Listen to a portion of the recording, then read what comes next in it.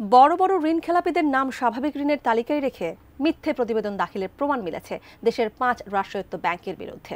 বিষয়টি নিয়ে নতুন করে গ্যারান্টি চেয়ে অর্থ মন্ত্রণালয়কে চিঠি দেওয়ার পরও এখনও অবধি মেলেনি কোনো জবাব। বিস্তারিত ডেস্ক রিপোর্টে।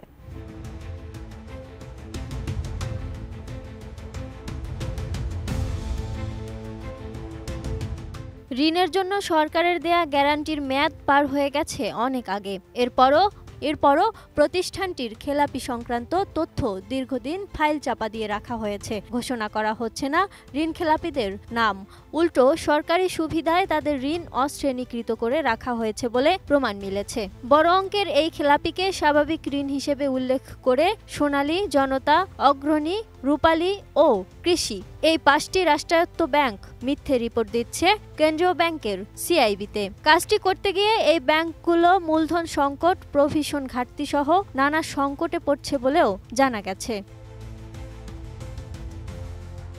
একই সঙ্গে দেশীয় ও আন্তর্জাতিক অঙ্গনে এই ব্যাংকগুলোর সুনাম ক্ষুণ্ণ সহ ব্যবসার বাড়তি ব্যয় গুনতে হচ্ছে। বিগত সরকারের আমলেই সরকারি প্রতিষ্ঠানটির ঋণ খেলাপির এ তথ্য ধামাচাপা দেওয়া হয়েছে বলেও প্রমাণ মিলেছে।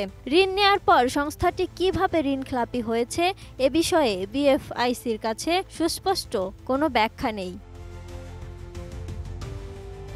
এদিকে মেয়াদ উত্তীর্ণের পরও বিপুল অঙ্কের ঋণকে স্বাভাবিক ঋণ হিসেবে দেখানোর ব্যাখ্যা সংশ্লিষ্ট ব্যাংকগুলোর কাছে তলব করেছে কেন্দ্রীয় ব্যাংকের সিআইবি। রাষ্ট্রায়ত্ত এই 5 বাণিজ্যিক ব্যাংকের প্রতিবেদন বিশ্লেষণ করে দেখা গেছে বড় ঋণ খেলাপিদের নামও রয়েছে স্বাভাবিক ঋণ খেলাপের তালিকায়।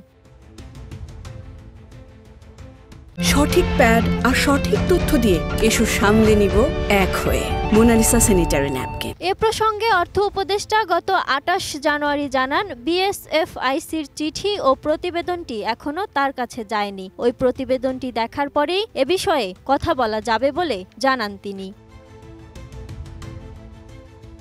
এ বিষয়ে জানতে 26 জানুয়ারি বিএফআইসি নিজ কার্যালয়ে গিয়ে চেয়ারম্যান ডক্টর লিপিকা ভদ্রের সঙ্গে দেখা করতে চাইলে তিনি দেখা করতে সম্মতি দেননি বলেও অভিযোগ রয়েছে। তার পিএস এর মাধ্যমে প্রতিবেদকদের জানিয়ে দেন বিষয়টি তিনি বোঝেন না, তার কোনো মতামত নেই। এর কারণে গত শুক্র ও শনিবার তার মোবাইলে একাধিকবার ফোন এবং বার্তা দিয়েও সাড়া পাওয়া যায়নি বলে প্রতিবেদকের অভিযোগ রয়েছে।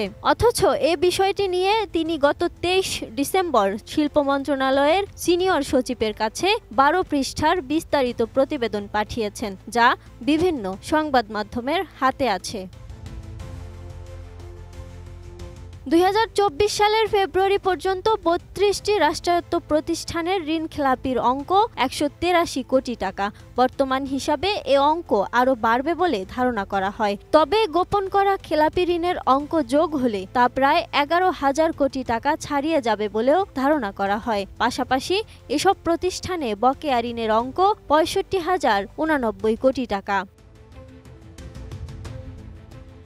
ঋণ খেলাপি হওয়ার পরও তা অশ্রেণীকৃত ঋণের তালিকায় রাখার কারণে এটি প্রশ্নবিদ্ধ হয়েছে বলে মনে করছেন ট্রান্সপারেন্সি ইন্টারন্যাশনাল অফ বাংলাদেশের নির্বাহী পরিচালক। তিনি গণমাধ্যমকে বলেন, এখানে বৈষম্যমূলক আচরণ করা হয়েছে। এর মধ্যে বিশেষ কোনো মহলের চাপ আছে কিনা, কেন এমন সীমাহীন ঋণ গ্রহণ করা হয়েছিল সেটি একটি গুরুত্বপূর্ণ প্রশ্ন।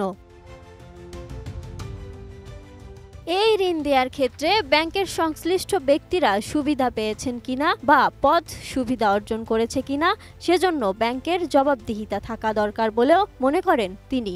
যোগসাজশে হোক, বিশেষ মহলের চাপে হোক, ঋণের এই অব্যবস্থাপনা দীর্ঘদিন অব্যাহত ছিল। এখন নিরপেক্ষ পারফরম্যান্স অডিটের মাধ্যমে নিরীক্ষা করে জড়িতদের বিরুদ্ধে ব্যবস্থা নেওয়ার দরকার বলেও তিনি মনে করেন।